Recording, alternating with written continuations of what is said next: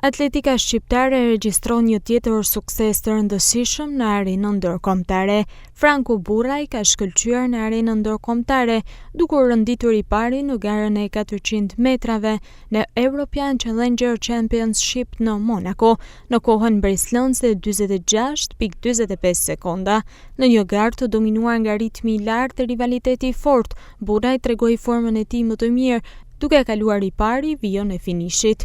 Ky triumf në Monaco është një dëshmi e punës së palodhur dhe një hap i rëndësishëm për karrierën e atletit shkodran, i cili vazhdon të ngrejë flamurin shqiptar në podiumet më të rëndësishme europiane. Sa i takon rezultateve të ekipit kombëtar, të gjithë sportistët kanë paraqitur një performancë të mirë, ku edhe spikatë në disa disiplina, si Muhamet Çangeli në kërcim së gjatë i doli në vendin e dytë, Redia Dautim në 5000 metër doli në vendin e dytë dhe Relaksa Dauti 800 metër vendi i tretë.